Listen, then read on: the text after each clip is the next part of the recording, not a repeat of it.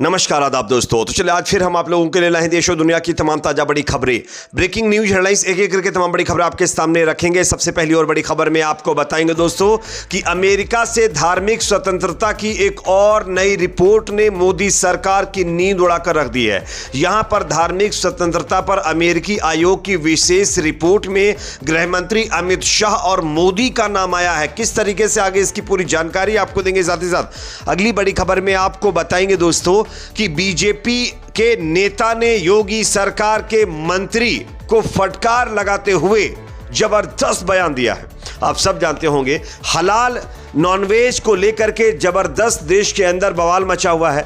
इसी बीच बीजेपी के नेता ने योगी सरकार के मंत्री को फटकार लगा दी इस मामले में। किस तरीके से आगे इसकी भी जानकारी देंगे। साथ ही साथ अगली बड़ी खबर में आपको बताएंगे दोस्तों महाराष्ट्र के अंदर विधानसभा चुनाव के पहले एमआईएम और महाविकास आघाड़ी के बीच गठबंधन को लेकर के एक बड़ी खबर सामने आ रही है। आगे इसकी भी जानकारी देंगे। साथ ही साथ अगली बड़ी खबर में आपको बताएंगे दोस्तों कि जो है प्रोफेट मोहम्मद सल्लल्लाहु अलैहि वसल्लम की शान में गुस्ताखी करने वाले नरसिंहानंद सरस्वती के ऊपर कार्रवाई की मांग को लेकर के गृह मंत्री अमित शाह के पास अब शिकायत पहुंच गई है। किस तरीके से इसकी भी जानकारी देंगे। साथ ही साथ अगली बड़ी खबर में आपको बताएंगे दोस्तों कि ईरान के सुप्रीम लीडर अली खामेनेई ने अपने बयान में इजराइल के खिलाफ एक और बड़ा ऐलान कर दिया है।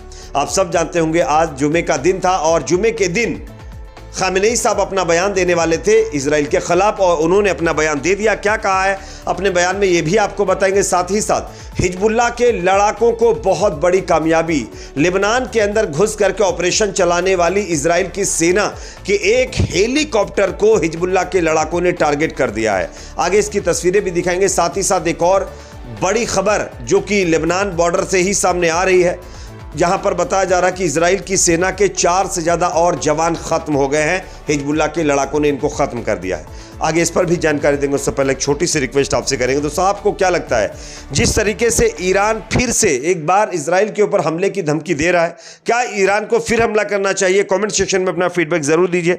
इस वीडियो को ज़्यादा से ज़्यादा लाइक करिए, शेयर करिए, चैनल पर नए तो सब्सक्राइब जरूर कर लीजिए। बात करेंगे पहली और बड़ी खबर की। जैसा कि आप जानते होंगे हमारे देश के अंदर धर्म के नाम पर किस तरीके से लोगों में नफरत भरी जा रही है, इसके कई मामले जो है अलग अलग राज्यों से सामने आ रहे हैं। मुसलमानों के खिलाफ देश में नफरत लगातार बढ़ती जा रही है, मुसलमानों के ऊपर अत्याचार भी बढ़ता जा रहा है। लेकिन इसी को लेकर के अमेरिका की एक नई रिपोर्ट ने मोदी सरकार और गृह मंत्री अमित शाह की नींद उड़ाकर रख दी है। आप स्क्रीन पर खबर देखिए। अंतर्राष्ट्रीय धार्मिक स्वतंत्रता पर अमेरिकी आयोग के 2 अक्टूबर 2024 को मनाए जाने वाले अंतर्राष्ट्रीय अहिंसा दिवस पर जारी एक विशेष अपडेट कई मायनों में असाधारण बताए जा रहे हैं। वह इस मायनों में कि हाल ही में प्रधानमंत्री नरेंद्र मोदी अपनी अमेरिका यात्रा पूरी कर देश लौटे हैं और आयोग अपनी सालाना रिपोर्ट पहले ही जारी कर चुका है।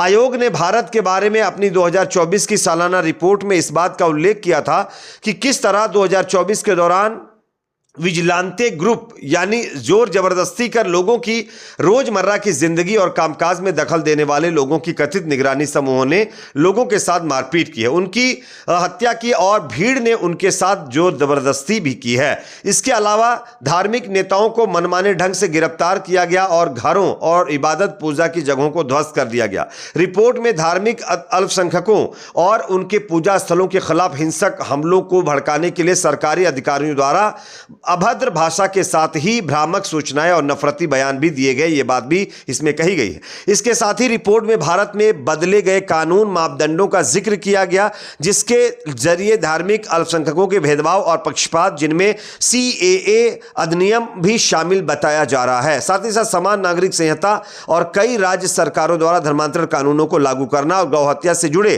कानूनों का इस्तेमाल करना शामिल बताया गया है। यानी अगर हम ओवरऑल बात करें तो इस रिपोर्ट में मुसलमानों के ऊपर किए जा रहे अत्याचार को लेकर के मोदी सरकार की आलोचना की गई है और सीधे तौर पर गृह मंत्री और अमित शाह के ऊपर और प्रधानमंत्री मोदी के ऊपर भी इसका ठीकरा फोड़ा गया है। इस पर आप लोग क्या सोचते हैं कमेंट सेक्शन में बताइए। एक और खबर सामने आ रही है दोस्तों, उत्तर प्रदेश के अंदर बीजेपी अल्पसंख्यक मोर्चा के अध्यक्ष कुंवर बासित अली ने यूपी सरकार की शिक्षा मंत्री गुलाब देवी के बैंड बाजे वाले बयान पर असहमति जताते हुए कहा है कि मैं उनके बयान से सहमत नहीं हूं, लेकिन खाने के होटल पर नेम प्लेट का मैं समर्थक हूं। यानी कि जिस तरीके से योगी सरकार के मंत्री लगातार विवादित बयानबाजी कर रहे हैं, इसको लेकर के अब बीजेपी के अपने ही नेता दो गुट आपस में भिड़ गए हैं। दरअसल मैं आपको बताता हूं पूरा मामला क्या है। बताया जा रहा है कि हलाल को लेकर के जिस तरीके से बवाल मचा हुआ है, इस पर अब जहां एक तरफ योगी जी के मंत्री नेता ने कहा कि हलाल का मामला बंद होना चाहिए, उसको लेकर के बीजेपी के ही एक नेता बासित अली ने कहा है, जिस तरीके से बीजेपी के मंत्री कह रहे हैं कि हलाल का मामला खत्म होना चाहिए, ये पूरी तरीके से गलत है।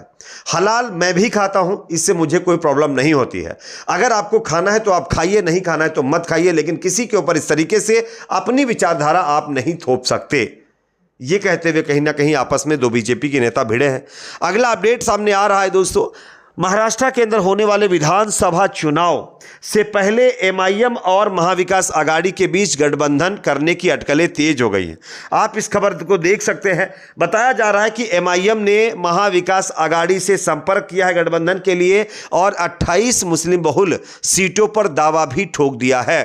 आने वाले दिनों में क्या यह गठबंधन हो पाएगा, यह देखने वाली बात होगी, लेकिन खबर आ रही है कि महाविकास आघाड़ी के अंदर कई ऐसे नेता हैं जो एमआईएम के साथ गठबंधन के खिलाफ खड़े हो गए हैं। बात करेंगे अगली खबर की जो कि सामने आ रही है दोस्तों। प्रोफेट मोहम्मद सल्लल्लाहु अलैहि वसल्लम की शान में गुस्ताखी करने वाले नरसिंहानंद सरस्वती के खिलाफ कार्रवाई की मांग तेज हो गई। आप इस खबर को देखिए। पैगंबर मोहम्मद साहब के खिलाफ की गई अपमानजनक टिप्पणियों को लेकर महामंडलेश्वर यति नरसिम्हानंद की मुश्किलें बढ़ सकती हैं। मोहम्मद साहब के खिलाफ किए गए अपमानजनक टिप्पणियों को लेकर यूपी के गाजियाबाद में एफआईआर दर्ज हो गई है। वहीं महामंडलेश्वर यति नरसिम्हानंद के बयान को लेकर जमीयत उलमा हिंद के अध्यक्ष मौलाना महमूद मदनी ने भी नाराजगी जाहिर की है और मामले में केंद्रीय मंत्री जो है अमित शाह को पत्र लिख करके इस बाबा के खिलाफ कार्रवाई की मांग की गई है। अब देखना यह होगा कि अमित शाह जी इस बाबा के खिलाफ कार्रवाई करेंगे। अगला अपडेट सामने आ रहा है दोस्तों।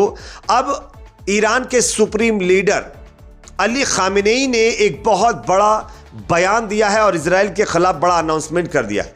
जुमे की नमाज के बाद ग्रैंड मस्जिद जो तेहरान के अंदर मौजूद है उनमें इनका भाषण होना था। इन्होंने अपने भाषण के साथ कई बड़े बयान दिए हैं, स्क्रीन पर आप देख सकते हैं। ईरान के सुप्रीम लीडर आयतुल्लाह खामेनेई ने जुमे की नमाज के बाद लोगों को संबोधित किया। उन्होंने मंगलवार को किए गए ईरान के हमले को लेकर कहा कि यह हमला फिलिस्तीन के हक के लिए इजराइल पर किया गया और आने वाले समय में जरूरत पड़ी तो फिर से हम हमले करेंगे। खामेनेई ने कहा कि हमने अपनी जिम्मेदारी निभाई, आगे भी से निभाएंगे, हम न जल्दबाजी करेंगे और न रुकेंगे। सुप्रीम लीडर ने अरब मुल्कों समेत दुनिया भर के मुसलमानों के साथ आने की अपील की है। उन्होंने कहा है कि मुसलमानों के खिलाफ विनाश की सियासत की जा रही है, लिहाजा उन्हें एकजुट होना चाहिए। खामेनेई ने हिजबुल्लाह चीफ हसन नसरल्लाह की मौत पर दुख जताया और कहा कि संकट के समय में ईरान लेबनान के साथ खड़ा हुआ है। तो ये बहुत बड़ी बात उनकी तरफ से कही गई है। साथ ही साथ खबर आ रही है दोस्तों, हिजबुल्लाह के लड़ाकों को एक बहुत बड़ी कामयाबी मिल गई है। लेबनान के अंदर घुसे एक इजरायली हेलीकॉप्टर को मिसाइल दाग करके हिजबुल्लाह के लड़ाकों ने उल्टे पांव दौड़ाया है। तो वहीं 4 और इजरायली सैनिकों को एक आपस के क्लैशेस में जो इजराइल और हिजबुल्लाह लड़ाकों के बीच हुई है, इसमें खत्म कर दिया है। यानी कि 4 और इजरायली सैनिक कुछ देर पहले लेबनान बॉर्डर पर खत्म हो गए। कई जवान इसमें घायल होने की खबर सामने आ रही है। इस पर आप लोगों की अपनी क्या राय कमेंट सेक्शन में बताइए। वीडियो को लाइक शेयर, चैनल पर नए हैं तो सब्सक्राइब जरूर करें।